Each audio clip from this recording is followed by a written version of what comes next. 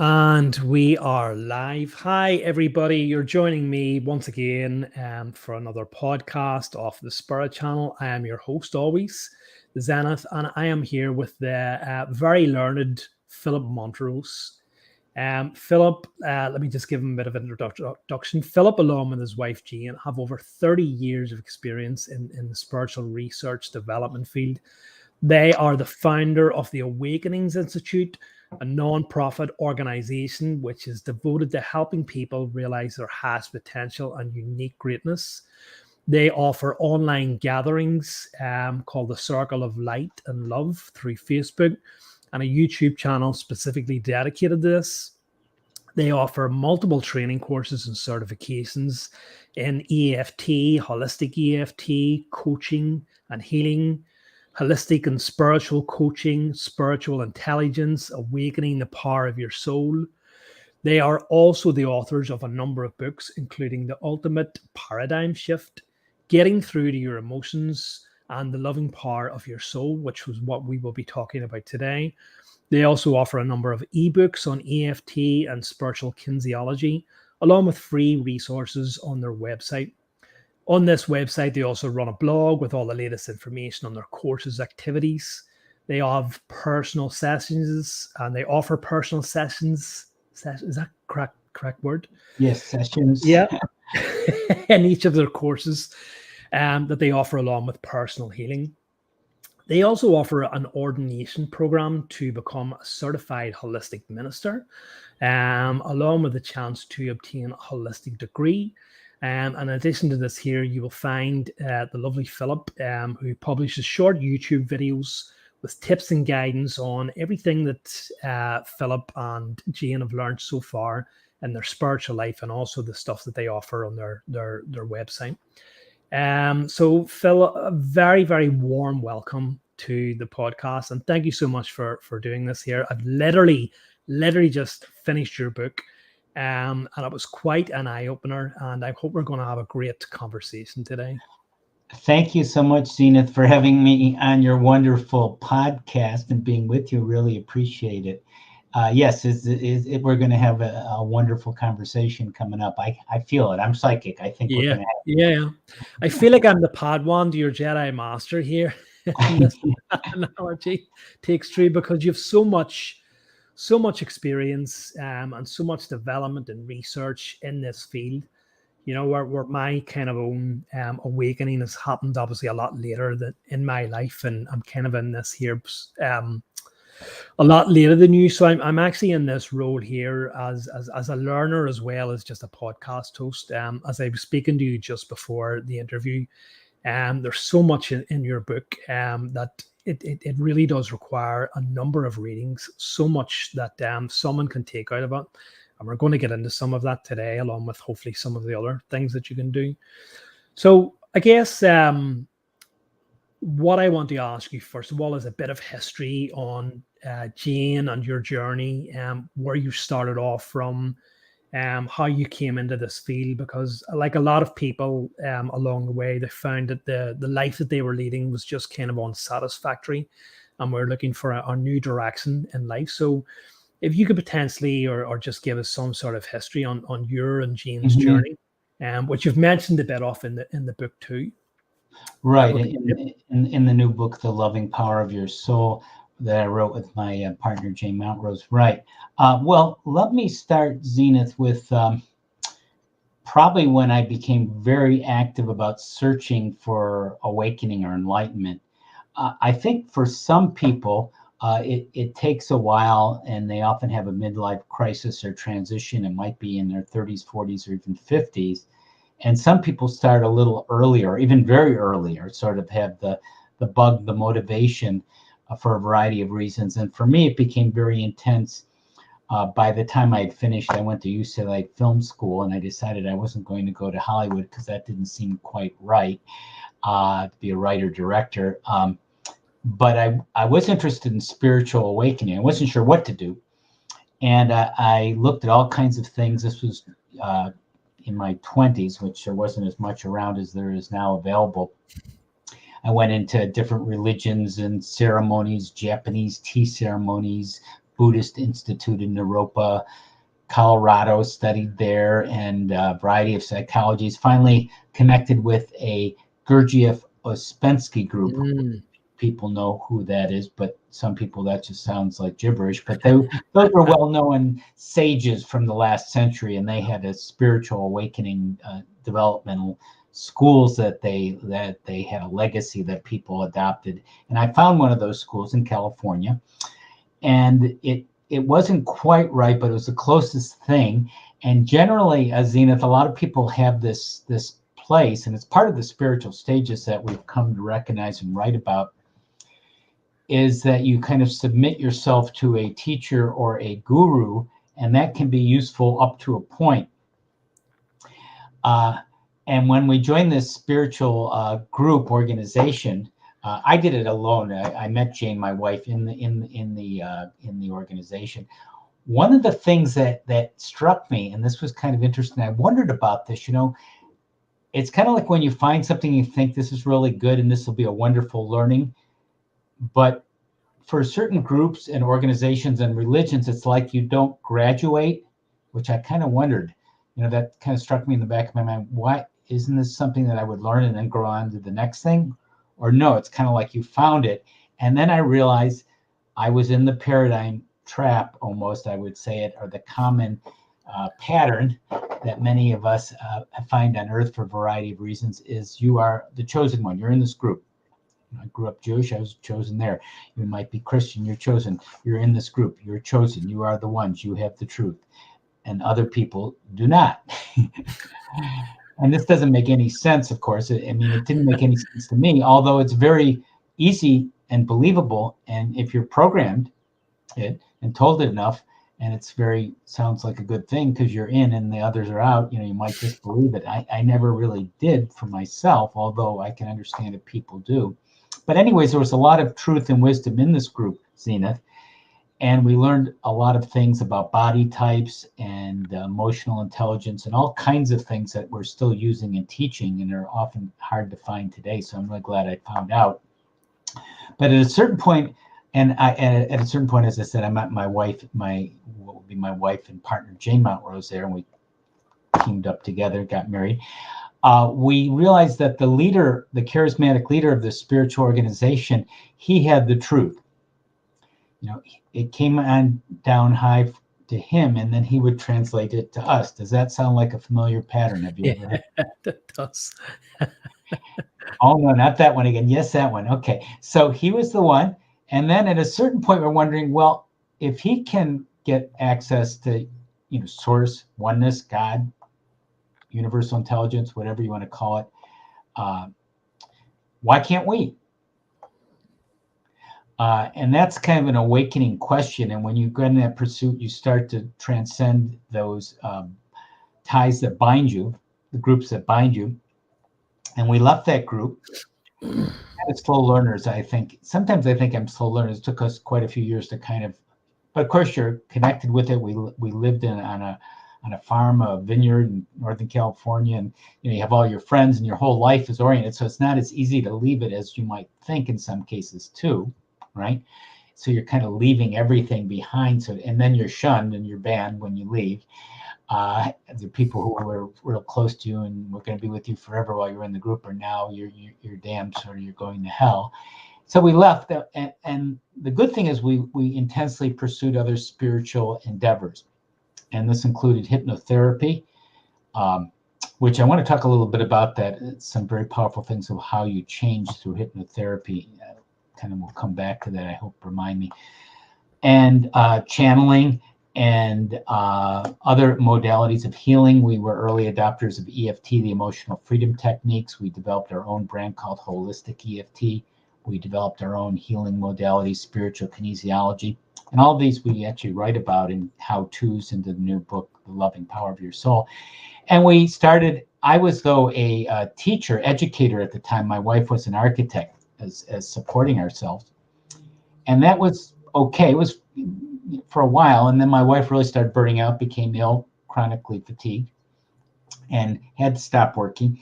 I sort of lost the luster of teaching, educating, and was going through the motions. And on the side, we were developing, as I said, all these these healing modalities, which are really directly connected with healing yourself so you can awaken. It goes hand in hand with awakening, healing yourself, clearing shadows and blocks. So then eventually we're doing it part-time. And then as we became more successful, we did it full-time and started writing books along the way. So I think I'll close my story for now. That's sort of how I got here and to what I'm doing. And we teach a lot about all these modalities, including life purpose and soul connection and more. You do indeed. Thanks so much for that, Philip.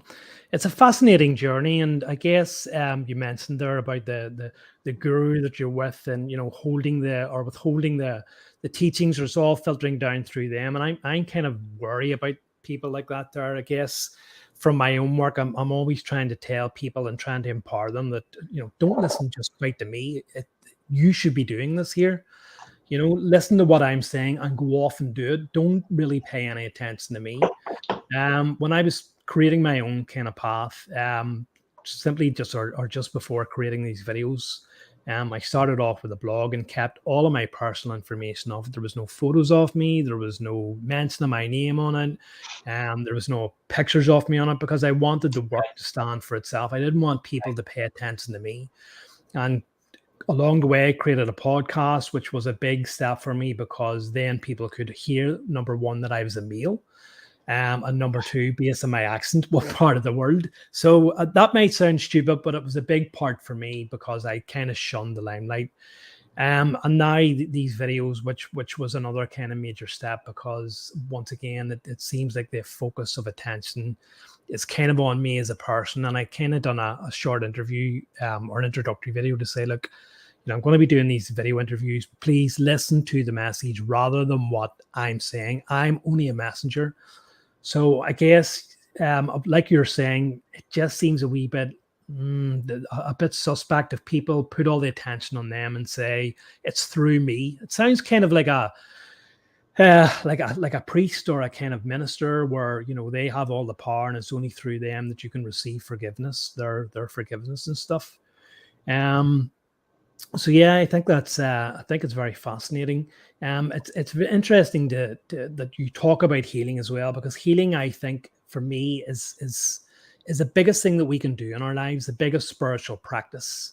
And it's sorely needed in the world today. And as you turn around and say, look, there's any number of spiritual abilities and any number of things that you can do, but healing is the most fundamental and most important aspect to anything that we can do in the world. It can actually be your soul and ultimately transform you. And this is what I loved about Loving Power of the Soul, is there's such a large part of it devoted to healing and healing techniques. And there's so much of it that I can take, that actually I can learn to further my own healing as well. So I just want to thank you beforehand for creating that book. So yeah, let's talk about Loving Power of the Soul, because the way I kind of looked at it, the overview, and see if you agree with me here. For me, it's a way of changing the way you think about yourself and the world first and foremost. What you have been conditioned to think, through what society tells us, what our peers tell us, what our parents tell us. Then for connecting with the heart and the soul, which are completely overlooked in today's modern society. Hopefully then insinuating or coming to the part of having what we would call a spiritual awakening. And this happens through healing blocks and traumas in each of the bodies, to then developing advanced spiritual practices, and to developing a deeper connection to the soul, to the higher self and to spiritual realms. So for me, that's what I kind of took the overall, and it's quite a lot to actually take in, quite a lot to deal with. I guess for people to undergo a spiritual awakening or something like that can take years. There you go, a guidebook to realizing your true potential. Absolutely fantastic. I cannot recommend it enough. Absolutely. It seems to put all of these years of potential, as you mentioned quite in the book, these years of potential developing and kind of in the wilderness and wandering and humming and on, and taking a direct shortcut to this connection with the soul and undergoing a spiritual awakening. Right. And to follow up with that, and part of our story is Jane and I, we met some very powerful influencers, shall I say, spiritual people years ago, and they taught us the sort of early version of what soul centering, which is one of the key things that we do to connect with the soul that we write about in the book and elsewhere. And that really changed our lives when we started meditating and doing this simple soul centering exercise, which we can even do where you're just sort of breathing into your heart and opening up your heart. And that idea of the heart and soul, which is everyone kind of knows there's some connection there. It's sort of embedded in our culture and our awareness. When you do that, it becomes more natural. And that's also how you evolve. And then you break away from groups like the spiritual organization I was talking about, or whatever yours is. And those are useful and valuable and actually necessary experiences.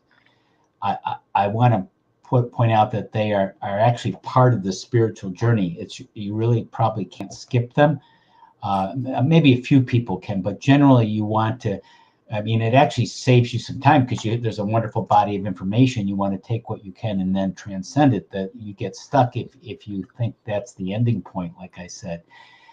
And then the idea is to integrate it, and that comes into the healing part, which we discovered you need the healing part, because once you're awakened to the soul, there's blocks to the soul, and the soul can actually heal those blocks, which is very wonderful and enlightening.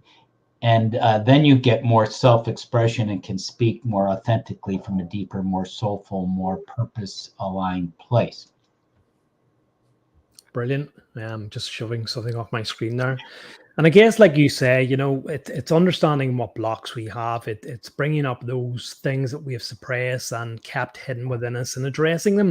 And I think that's what you were mentioning about this previous organization that you were in. Though it took you so far, you found something off, and a lot of people found something off in it because you couldn't understand why there was these kind of outbursts and these kind of meltdowns, if I like. And that was because in this organization, you were kind of taught to suppress negative emotions, to not deal with them. And obviously, ultimately, through your further teachings, your further learnings, you found that this is not quite the case. We have to bring those things up and address them and heal them and remove blocks if we want to make progress. Right, exactly. And it's just natural. And first of all, is that willingness to connect and open up. You first of all explore. You go on an adventure. You break from the herd. That's a stage, and the comfort of that. And then you start to explore different possibilities, maybe different modalities, different religions, different groups, it's different teachings. And then at a certain point, you're realizing, hey, I have to go within. It's not out there; it's in here that I need to get clear. The answer isn't out there. Remember, the answer is within. Have you ever heard that one? The truth is within, right? They used to kind of get me mad. The truth is within. Then why am I so messed up? Why am I so confused? I'm lost. I must be really messed up. So that's a stage, and you do the healing, and you keep doing it and doing it. In fact, I'm still doing it. There's different subtle layers of the onion, and you get more of your authentic self, your expression to come through. And when you were talking about earlier, reminding we first started doing this work, which our website was getting through, thru.org. The website started in 1997, so it's a very extensive website. And when we first started, we wanted to be kind of, as you said, very anonymous and just let the work speak and not, come across as too self-centered, right? And we would offer our earliest products and stuff, and we wouldn't even tell people how to get them. Break the product. We wouldn't even have a link, or an add to a cart thing. That's how meek we were. We were really, really. Yeah, it sounds exactly like myself. I seem to be going through the same stage that Joseph went through. Yeah, it's a stage, yeah, but eventually, when you start to feel proud and you have these gifts, and you have wonderful gifts, you're so articulate, and you have this wonderful podcast and other things that you actually want to, in a genuine way, to let people know about it, to help them. Because if they don't know who, and people need to know who you are, people do business with people they know, like, and trust. That is sort of a profound, that's actually almost like a spiritual maxim as well as a business one. So you need to let people get to know you and be more vulnerable and understand, why you can help them. you said a key word there, and it's so important, is this idea of vulnerability, and it feeds into the heart. If we, how can I say it? How can I kind of frame this here? Modern society and our kind of nature does not take too well or agree with this idea of being vulnerable, of displaying vulnerabilities, of being open, Right. of leading from the heart. But part of Right. opening your heart up is to let people in, and that may mean that people may hurt you, people may say nasty things about you, but we cannot move forward unless we display our vulnerabilities. We cannot be true to ourselves and to others if we don't allow ourselves to be vulnerable by opening the heart. And I think that people are separated nowadays because they don't take risks, they don't take chances. They think that they fear ridicule, I guess. They fear people making fun of them by expressing how they really feel, by expressing their true intentions. And so people clam up and keep their thoughts and emotions bottled up. So I guess what you have done, let me say, through your teachings, and obviously a large part of your work is to do with the heart and to do with the whole, the whole is to do with the soul and to do with love, is becoming vulnerable, because that's the first step, isn't it? And when you display your vulnerabilities, it encourages other people to open up and be vulnerable themselves. And that's a big part of the healing journey, is by, I guess, displaying your vulnerabilities, by opening up and saying, like, I'm not perfect. I have these flaws. I have these fears, and that's a big part of it, isn't it? It is. It's definitely a part of it. I think I take a step back that may not be step one. The step one is the motivation to grow and contribute and awaken. So when you do that, at a certain point, you start to see what's in the way of you knowing yourself better and connecting with your soul and having a more soul-based day-by-day life. And that's some of those vulnerabilities, like you're saying. Then you have a natural motivation. And that's where you may want to study and get teachers and individual help or teachings and support. In fact, you need support. Not you might, you really do need to find the right support, whether it's someone like us or you or someone else that you feel drawn to. And some of that, will work out and some of it won't. I mean, we've been through many different teachings and we've gotten something from all of them. Some of them are very good and some of them just learn more, some of the things not to do. Yeah. Your book is actually broke down into three separate parts. We have Yes. part 1, part 2, and part 3. And part 1 is preparation, part 2 is activation, and part 3 is transformation. And I think part 1, you've described as stepping into the unknown. It kind of feeds into that a bit about what's in front of me here. If I be vulnerable, if I open up my heart, if I want to get better, I want to remove these blocks, or it's an unknown journey, isn't it? This kind of idea of connecting with the soul. Could you talk about that a little bit in part 1? Right. The part 1 of the loving power of your soul, we call preparation. And what that is, Zenith, is we already have a lot of tools, a lot of intelligences, a lot of abilities coming in, even as a child. And we come in, our birth is but a sleep, and we come in trails of glory, Wordsworth's poem, a life is but a forgetting. And we came from a star afar. I'm kind of approximating his poem. But those trails of glory, we have a sense of them even from early childhood. But we have all these natural abilities, intelligences, and some are more developed than others. Some are more physical intelligence, more abilities of movement or body awareness. Some people are more emotional intelligence, more social skills, more connecting with people. Some people are more mental, cognitive faculties, reasoning and such. And some are just, people also have a sort of spiritual intelligence, a sense of the spiritual, the world, the general world, the greater oneness of things. So all those are what Gurdjieff Ouspensky called them were functions and not consciousness. And that, when I first heard that, I said, now what's that? Functions are not consciousness. Sounds interesting. Okay. Once you get this, though, it's pretty illuminating. We do write about it in detail in the book. So we have these things that we function in. It can be quite automatically, or Or as you awaken to your soul and connect with your soul, you can use your abilities and develop them. Some of them you're quite gifted at, some of them you have deficiencies and may need to kind of patch things up, or to find your purpose and to live optimally and accelerate your evolution. So you use these intelligences, understand what they are, and develop them, so you can awaken more. And then in the second part of the book, we give different ways, 6 different ways to connect with the soul to help with this awakening more consciously. Yeah. Don't ask me to memorize all of it, because as I said, there Right. was so There's a lot. much in it, and I had written extensive notes, as I was saying to you before the broadcast went live, that I actually had to look at it and go, oh my God, there's no way, there's no possible way I could fit this It's into very this. encapsulated. It's 30 years of work encapsulated. But I do want to make a note, though, that I think it's quite easy to read. Would you agree? In terms of just Absolutely. right, it's not real academic or obscure No, or anything. no, that's what I found, and that it's not academic. Anyone can pick this up and start putting into practice the techniques, the ideas, the philosophies that you have listed out. All I'm saying is that it requires you, if you really are serious about this here, I would suggest that people, and as you mentioned this in your book, is that quite a lot of people will pick up books like this here and go, okay, I've read it now, and move on to the next, whatever's in the spotlight at the minute. Real transformation can only occur by taking books like this here and rereading them, because once you reread stuff and reread books like this here, you will understand a lot more. There'll be more that come into your mind. There will be more that stick, that didn't with the first reading. And if you're serious about this here, then you really need to, because, as I said, you've diluted 30 years of practice into this book.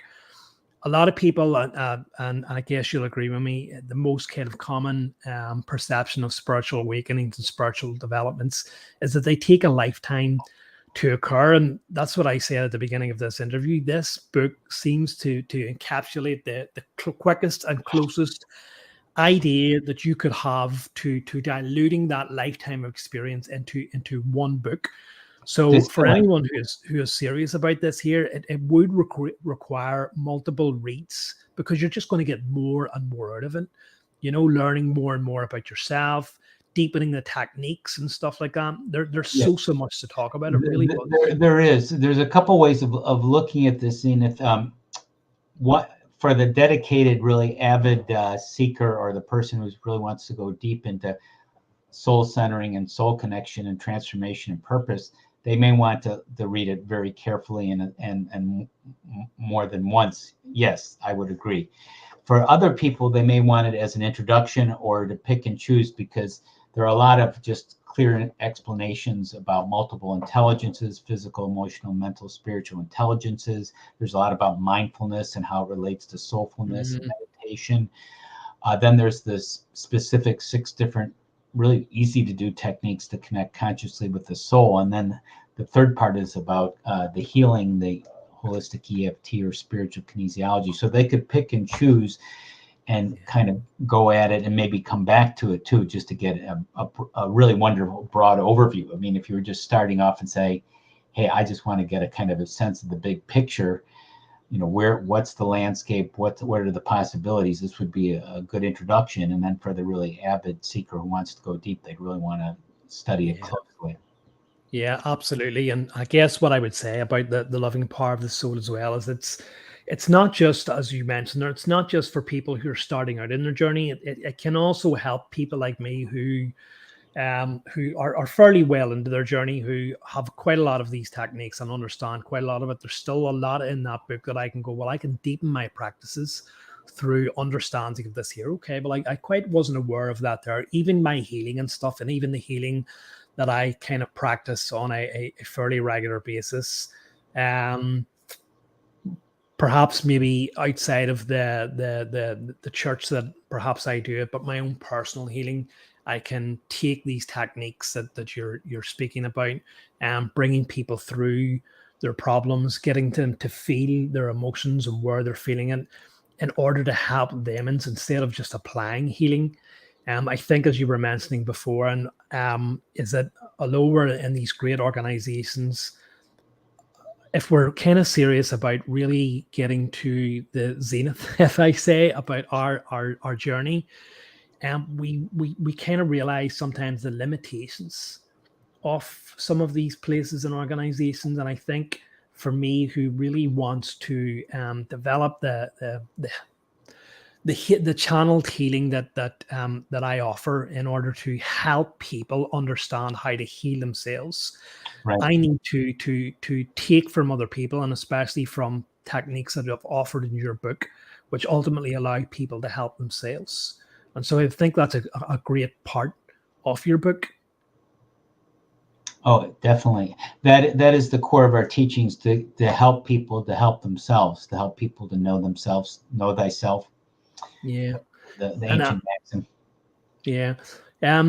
I'm trying to think what yeah, as you mentioned, the four intelligences we kind of looked at there. You also mentioned quite a big part of that there is a lot of physical problems, and this is what is kind of lacking in modern medical science, is that I know we're changing that now. It's still a slow process. It's understanding a lot of physical problems are caused by mental imbalances, and through understanding our emotions and through techniques of mindfulness, meditation, understanding these techniques, is that we can actually resolve physical imbalances and physical problems, and also emotions and stuff like that, and phobias and stuff like that. You've mentioned quite a lot about that in your book, and you actually give examples of people who have come to use and have undertaken your practices and how they have been resolved in sometimes miraculous fashion.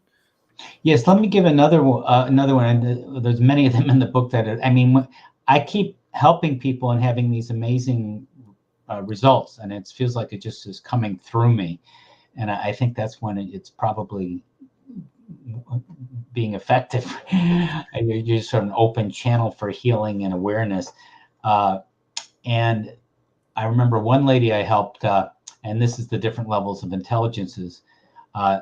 Her presenting issue as a psychiatrist therapist might say, the issue was she had a sore wrist.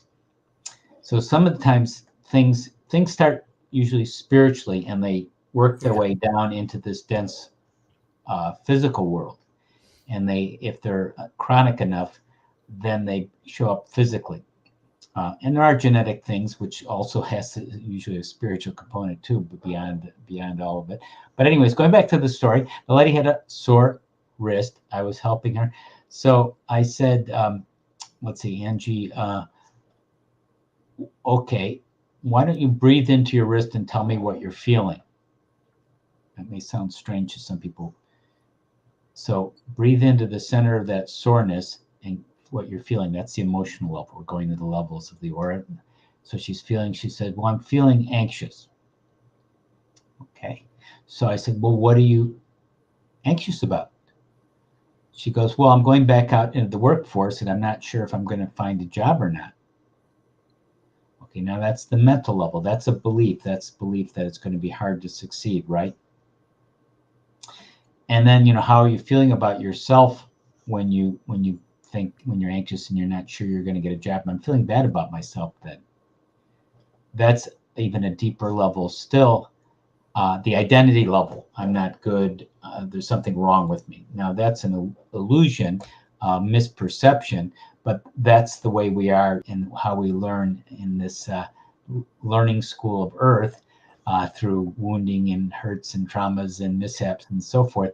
Anyways, so we started doing, in this case, some holistic EFT. EFT's emotional freedom technique. We do a holistic version of adding some points and different approaches. And she was tapping.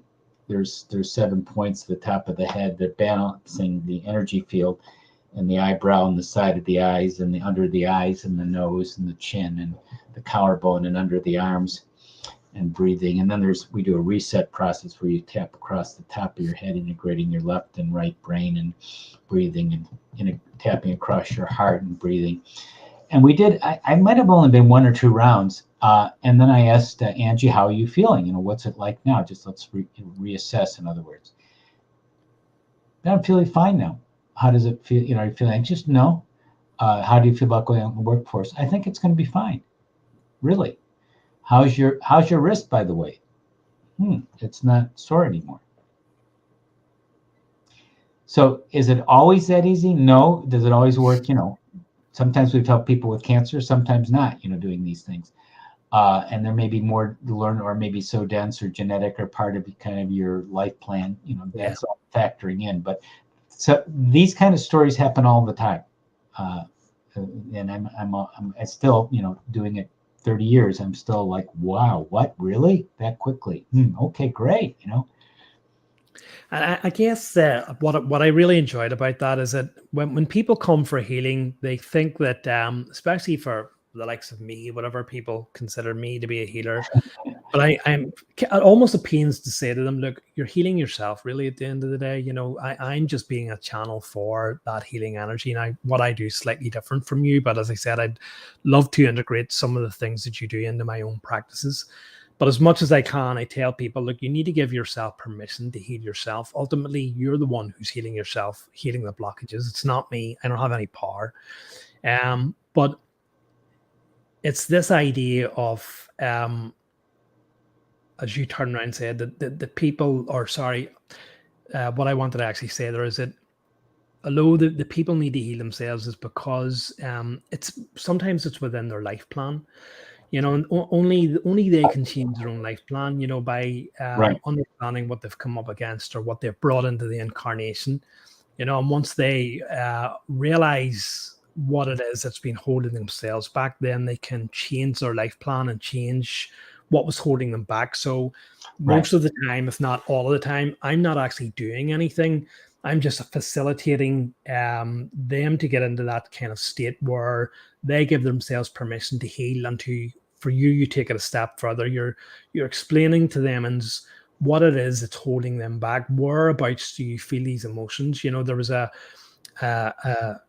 example in your book about someone who came with a phobia of flying, and they asked them, like, on a scale of 1 to 10, what's your fear? And I think they said 15. Yeah, right. They sometimes say things like that. Yeah, and it was just through one or potentially two simple sessions with, I think it may have been apex healing, that person completely found their fear of flying completely gone. Fine.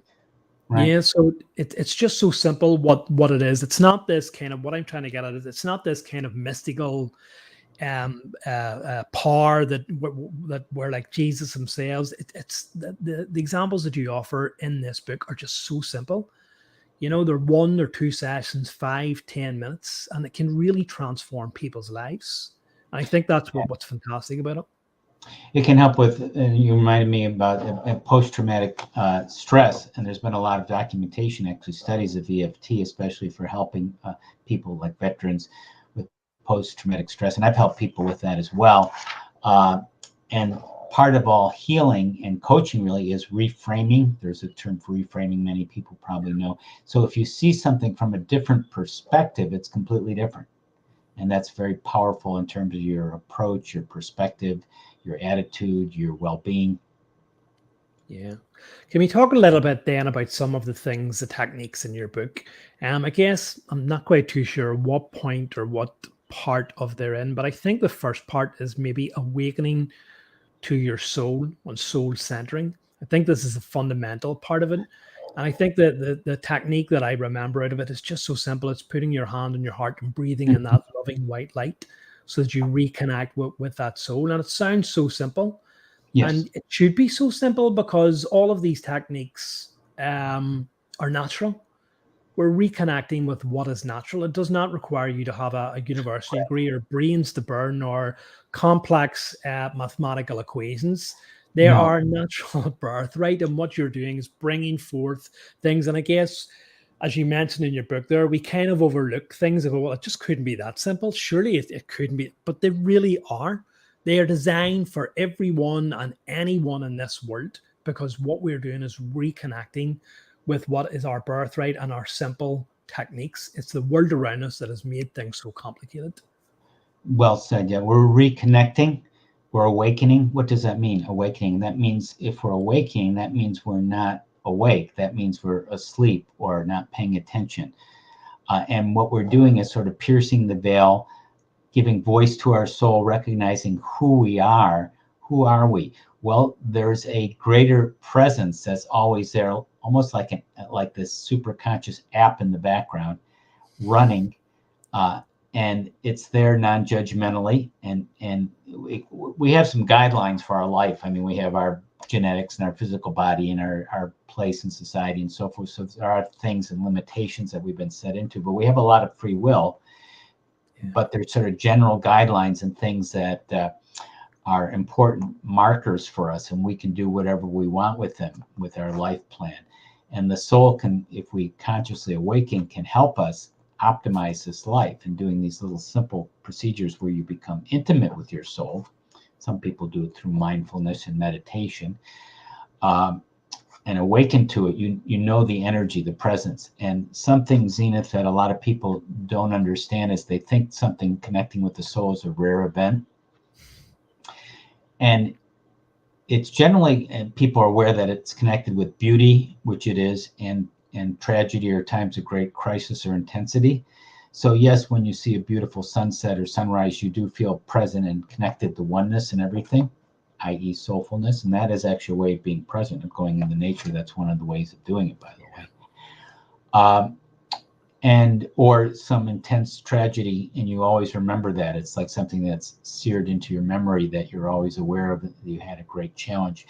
Yet you don't have to wait for the great beauty or the great tragedy to occur. You can do it right this moment, listening to us, watching us. And this little process, if maybe we should do it, to just experience it, of being more soulfully centered in this moment. Yeah, that would be great. Let's do it. So it's really simple. And if people can, if they're in a place where they can close their eyes, that might be useful, because that slows down your brain waves and opens you up to your heart energy, and you're breathing in calming, clearing breaths, right? Exhaling, letting go what you no longer need. As you breathe in these beautiful, calm, clearing breaths, you let wonderful waves of relaxation go through your whole body. And you can relax more and more as much as you'd like. Feel free to let go of everything from your head, your shoulders, your midsection, legs, knees, and feet. Everything just relaxes at ease. And you take on more of your own energy as you breathe in, and you release anything that's not yours as you exhale. And as you're breathing in more and more of this pure, clear energy, you're beginning to gather energy around your heart. If you want, you can put your hand on your heart, just opening your heart. And as you open your heart more to its loving energy, you can connect with more acceptance, more expansion, more peace and relaxation. And that is that soulful energy. And that soul may be a sense. An image might come to mind, maybe a sound, maybe even a message is coming from your soul. And as you just kind of sit there, and whatever it is, and it may be in process, you can open further by opening above your head. Just imagine an opening that you can open consciously to the whole universe, to oneness. Your higher self opens up, connects with oneness, God, divine intelligence, infinite awareness, and you have that connection now more consciously as you bring it into your whole body and being.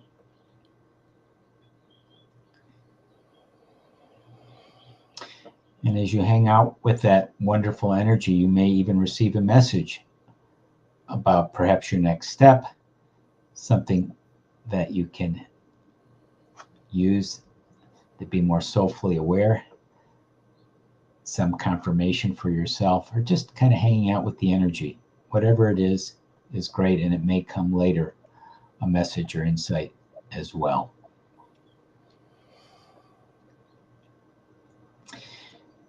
And as you stay with this energy, as we're closing the meditation, know that it's there for you at all times and every moment, and you can carry it through the rest of this interview and throughout the day. And sometimes I'll count just 1 to 5. That's just a cue to kind of open your eyes. If your eyes have been closed, opening your eyes and feeling very refreshed. 1, ready to open your eyes. 2, getting ready to open your eyes, being refreshed and returning. 3, using your insights and awareness. And 4, knowing you can connect with your soul at any time, at any moment. It's there lovingly supporting you. And 5, opening your eyes, back in the moment, grounded, feet on the floor, feet on the ground, knowing that you have a wonderful journey and purpose before you. Not a good idea when you're the host of this podcast, because just that simple technique, and I am a very kind of deep meditator and have so many experiences, but just even that quick 60 seconds or however long it was, is just that connection. And it's hard for me to come back from that. I really had to bring myself back. Perhaps do it if you're not a podcast host, but for anyone who's doing this, just repeat them simple steps. Maybe you didn't get it first time around, just keep on repeating it. And it's as simple as that. It really is as simple as that. And that's what is the beauty about this. Oftentimes I will kind of say, I don't have time for meditation, even if it's 10 minutes and it's this kind of idea. Well, I can't relax enough. I can't get myself out of that mindful state where all this thing. But just even that 60-second technique is just such a simple and clear, direct way of connecting with your soul and connecting with source. And just visualizations, as you say, just imagining whatever's there, letting whatever images or messages come in there. My message was just pure simple, was just increase that love, let that love go forth, just let that love come out. And I actually just wanted to open my eyes and tell you we're just very much loved, Philip, if you didn't already know it. It's such a beautiful, beautiful technique. Thank you very much for demonstrating that. You're welcome. I love that message. Let the love go forth. That's beautiful. Yeah, it is. I got very emotional doing that. I really did. And some people will get very simple messages. A lot of times it's just simply like you're okay or relax. It can be that simple. But from a higher perspective, the reframe, it's different from someone just saying, hey, relax, it's okay. I mean, that might be useful, but it's quite profound. And as you do it more, and we have a long version written out in the new book, The Loving Power of Your Soul, and a short version, after a while, it's very easy to do it quite quickly. And then you're doing it more day to day, moment to moment. And then it's part of that spiritual evolution. As you get more connected with the soul, as we said, then you start to open up, embrace yourself, heal your vulnerabilities, and find your voice and your expression and your impact and your purpose in the world. Yeah, I'm just trying to bring myself back to this. coming all the way back. Feet on the ground. Take a glass of water. Yeah, as I said, these experiences, and when I'm doing these deep meditations, and when I'm in my spiritual practices and practicing with connecting with that, see, this is what I loved about it, because these are techniques and philosophies that I would use when I'm preparing for my spiritual practices, whether that's trance or channeling, I think it's called, in the other side of the pond, or even when I'm trying to connect with my healing guides, is I kind of go very deep, and it does take me a bit of time to come back round. Sure. So just even feeling those energies in just that short space of time is really amazing. Great. Now, I just want to make a note in case someone was listening. Some people may have challenges with that particular technique, and that's why we have 5 other ones too that they might want alternatives in the book. But sometimes the reason, Zenith, that people have challenges is when you may be too stressed to relax, because it does take a certain, sometimes if you're too stressed out, and that's where the EFT, just tapping those pressure points in EFT can calm you down, or breathing, or going out in nature, walking, so you're more receptive and calm.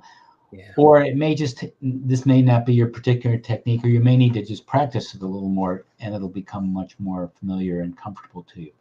Yeah, what I like is that all of your techniques are complementary toward each other. You can start on one. If you can't get this, as you mentioned, you can start on EFT. You can start on getting yourself into nature, or bringing that nature connection with oneness nature, as you mentioned in the book, and then move on to this here, to relax and to get rid of that kind of stressful and all that noise and junk that goes into our head. So it really is so complementary. I guess the next thing we should talk about is rising from the mountaintop, or rising to the mountaintop from the mud. And I can understand this quite a lot, because I talk about, being in the ditch or being in the mud and freeing yourself from that. And it's breaking free, as you say, from the herd and ascending to the mountaintop. And a mountaintop is kind of, when we look at all of these kind of spiritual gurus and spiritual practices, that they're all kind of isolated from society. They're all kind of at a mountaintop, and it's that wider perspective of the whole world. And even when in your meditations, or if you're connecting to these, I think you mentioned that there, in these kind of spiritual realms in which we transcend to, we have this higher perspective. And I think that's what the point of this is. Right. So the mud to mountaintop, which is another soul centering process we write about, like the first one we just did, the soul centering, just to kind of review this one, because I know we spent a little time on that last one, but just to give the listeners a gist of it, is you take your issue and imagine or sense it as being in the mud, which sort of feels like when we're stressed, we're fear, doubt, confused, pain, etc.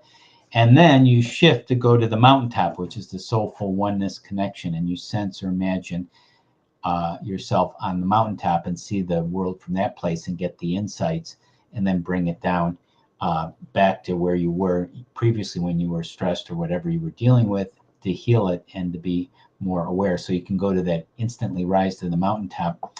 I was helping someone recently, and the issue what was putting them in the mire was some financial insecurity, which a lot of people can relate to. And so he was worried. He was transitioning into a new career, wasn't sure if it was going to work, and it seemed to be, but had concerns. And then when he went to the mountaintop, everything brightened up. He was light. He was free. He realized that he was in the right place. He was doing the right thing, and it was going to work out. In a grounded way, in a practical way, not in a airy-fairy denial way, but just a, and then putting that back down to where he was, he felt assured. Because, if you're doing everything you can and you're following your heart and soul, our experience is it's going to work out one way or the other. So you're doing the best you can, and most worries never are imaginary. As Mark Twain said, I've worried about most of the things throughout my life, and almost none of them have ever occurred. And I guess sort of furthering on from that, there is, we have kind of more advanced techniques, if you could call it that, because I talk a lot about this here, and it's kind of my goal is that, kind of more and more, is this self-actualization and self-transcendence, and then opening to miracles then from that. Could you talk a little bit about that, this self-actualization, self-transcendence?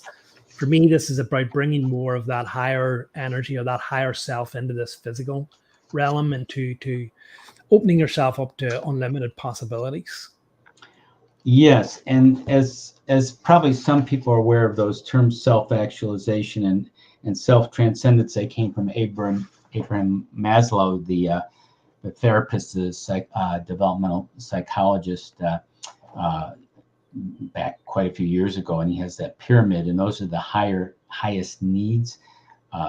There's sort of transcendent needs of self-actualization and self-transcendence.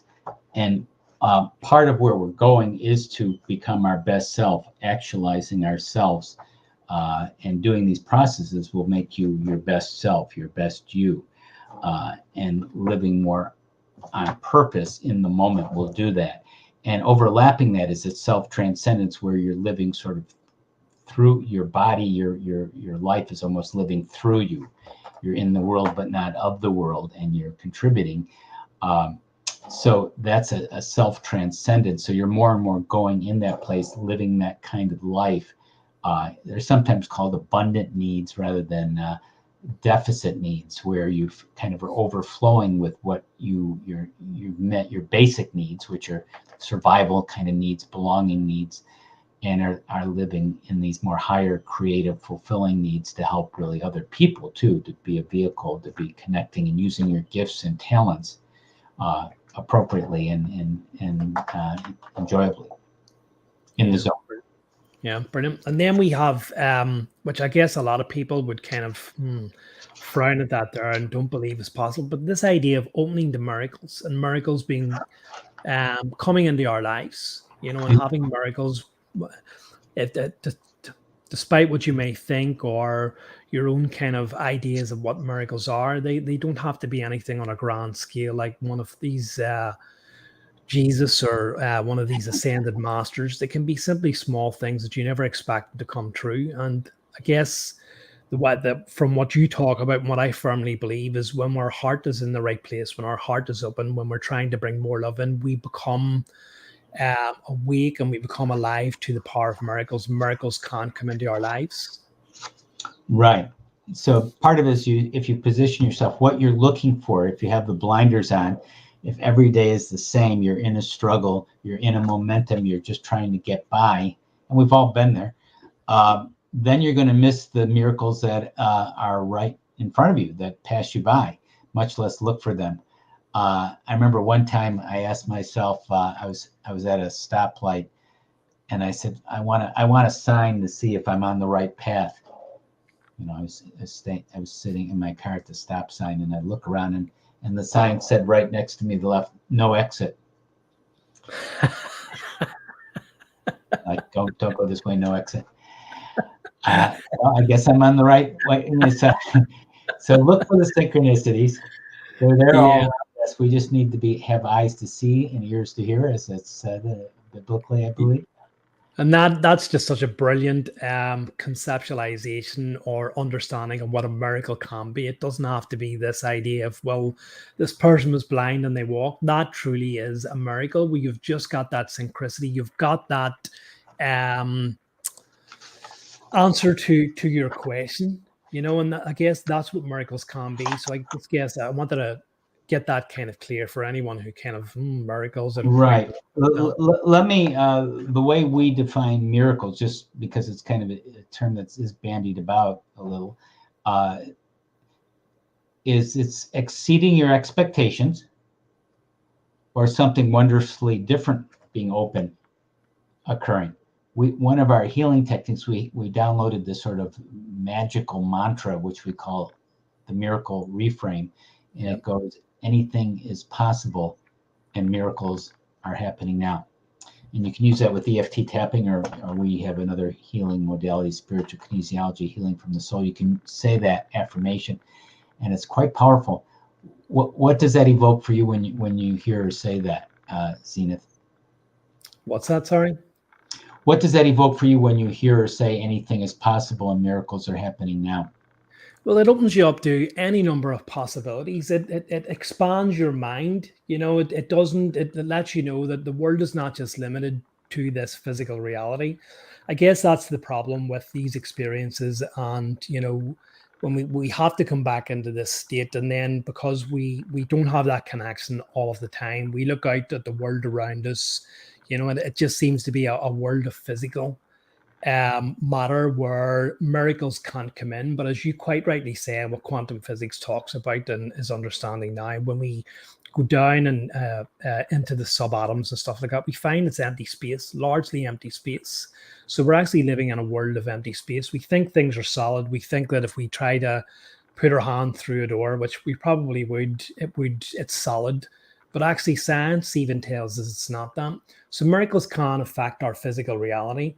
And this can be done through the power of love. And it's opening up and expanding into that idea. It's about expanding that awareness for me.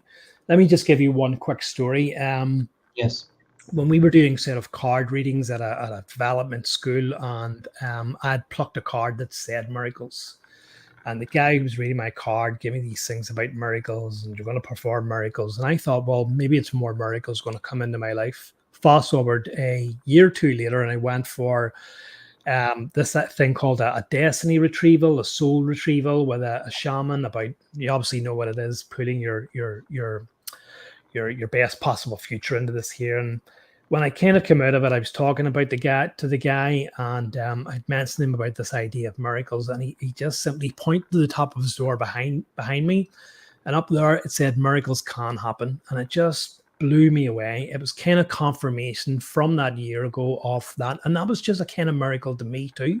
So since then, kind of like you have wrote that down, miracles can happen, just to remind myself of that every day so that I don't become lost in what I see and perceive by the five physical senses. And I think when we do that there, we become alive, we become open to the possibility that miracles can come into our lives, and we will see miracles come into our lives where we think that something wasn't possible does become possible in our lives. Right. If you have open up to these infinite possibilities, then things way outside your radar imagination, as powerful as that is, can occur. If you're just in this very narrow focus and think it can only happen this way, then if it doesn't happen exactly as you preconceived it, you miss these miraculous possibilities. One of the things I think that literature and movies and stories and the hero's journey is so engaging perennially for us is that there's these impossible situations. How is the hero going to get out of this one? It's impossible. I mean, it's like he's David and Goliath. He's going to be defeated at all odds, and yet somehow the hero always triumphs, finds a way. And we are the hero, the author of our own story. So remember that. Yeah, it feeds into this idea, a very powerful statement of the I am. I'm sure you're aware of that there. When you bring that into your life and you begin to recognize that I am the one, I am the creator of my experiences. I am a unique and shining individual. I am a spiritual being. I am part of the creator. I am a spark of the infinite. Whatever you want to say, you don't have to go by the written one. I've created my own, and I've told people to go and create something on themselves that reminds them of this every day. And this idea feeds into this idea of miracles. But I also think that miracles can only come into your life if you open yourself up to that power of love. And with love comes gratitude. It comes forgiveness. It breeds. I can't even remember. It breeds love. It breeds forgiveness. It breeds all those great qualities. Sensitivity. I can't even remember. My mind's went blank now. I can normally recite these off thing, but all those great qualities that love bring, and gratitude as well. Gratitude is a very big important one. It's easy to be gratitude or grateful for the things that we have. It's the idea for me anyway, is to be grateful for the things that haven't happened, to be grateful for things that have yet to happen, and even to be grateful for those hard times and those traumas into our lives, because they're the ones who have actually led us to this path right now. Yeah. Right. That's a big part of awakening, realizing your challenges are actually there to help awaken you, as difficult and as unpleasant as they can be at times. Yeah, there's quite a lot that we could actually talk about. I mean, we talked about quite a lot of it. We talked about breath work, the reset process, EFT, holistic healing, the power of love. Just finally, could you just talk us a bit about spiritual kinesiology? Because I know that you offer that. It's not something that I was familiar with. That's a little bit less heard of by general public as of now. Yeah. And that's using this soul energy, like we've been talking about, going to the mountaintop, or that soul centering that we did earlier, using that energy for healing.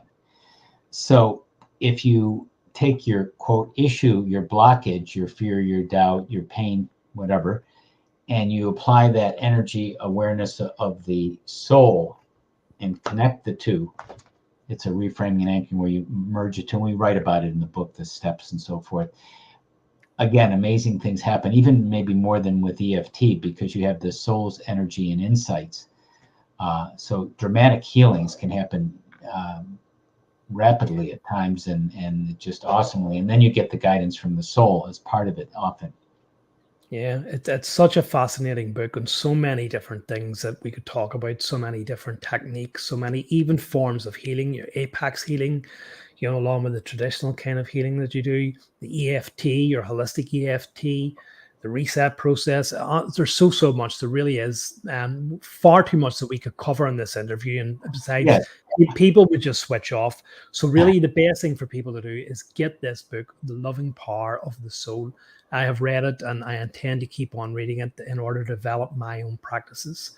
So Philip, just before we go, can you tell us of future plans? Is there anything that you've got that you haven't quite done yet or you're planning to do? Not that Well, you're not doing enough, yeah. because Well, I can you're tell you a couple things. For a free gift for the listeners, we have a package, an excerpt from the new book, The Loving Power of Your Soul, and a holistic EFT video and some resources. It's a free download, a spiritual healing coaching kit, and you go to it. There's a tiny URL, a shortened URL, they're easy to remember. tinyurl.com/spiritual-kit. tinyurl.com/spiritual-kit. And that's one. And if people would like to work with Jane and myself individually, we can discuss with them like a discovery session to see if it's a good fit. And they could go to tinyurl.com/heal-awake, tinyurl.com/heal-awake. And the last thing you said, what we're working on, we have a new course. I know it depends when people are watching this show. It's going to be unveiled in April on abundant living with angels, oracles, all right. Okay, and more. And that's a new little 5-week mini course where we're teaching some of our newest discoveries with angelic EFT and more. And that's at tinyurl.com/abundant-living, tinyurl.com/abundant-living for the new, at this point, new course on abundant living with angels, oracles, and EFT. Sounds extremely interesting. Might be something I'm interested in myself. Yes. So besides that there, Philip, where can people reach you if they want to take advantage of your courses, if they want to connect with you and Jane, a website, somewhere that you can go to, even if they want to become our student? Yeah, the other little URLs, the tiny URLs, actually are shortened URLs for our website, and our website is gettingthru.org, gettingthru.org. But they might want to start with that free spiritual kit, the one that's the tinyurl.com/spiritual-kit, which is actually at our gettingthru.org website. Brilliant. Absolutely fantastic. And I'll include all of the links because, as I said at the beginning of this here, you have 2 different YouTube channels, and even on them YouTube channels, you do like 5-10 minute videos of just great tips and techniques, which people can kind of tune into, especially if people are very busy and don't have the time. Maybe they can do it to break and work or on their way to work or whatever. Just tune into one of these videos each day, and it sets the tone and the intention and something they can think about each day. As I said, I've watched a number of them myself, and I intend to watch as many as I can. So can you leave us in with one kind of messages or one kind of philosophy that you've kind of learned in your journey that you can be maybe not summed up, but since you've crammed 30 years of experience into one book, maybe you can leave us with one kind of key message that people can take away with from this broadcast? Yes, I'd be happy to, Zenith. I would say, remember that it's just a matter of breathing, relaxing, and taking that next loving step. Brilliant. You can only go one step at a time. And when you narrow it down to that, you're more in the moment and things make a lot more sense and they're much more doable. Fantastic. As a wise man once said, a path is formed by laying one step at a time. And I think that's absolutely true. Phillip Mountrose, thank you so much for doing this here. I have been your Padawan to your Jedi. I've learned so much from reading your book. I'll definitely keep in contact with you. And there's so much available on your website. It is just crazy trying to navigate it through all of these different courses, the ebooks, the tips, the tricks. People should really go and check that out. There's so much there, and through the short URL links that Phillip offered there, and also take advantage of this great book, Awakening the Power of the Soul. It is absolutely amazing research. It is the quickest, most helpful technique that I've discovered to awakening and reconnecting with your soul, to having a spiritual awakening, and to developing that, to removing blocks and accessing those higher dimensions. Phillip, thank you so much for agreeing to do this here. I'm sure you're a very busy man. Thank you so much. Thanks for having me on, Zenith. Really enjoyed it.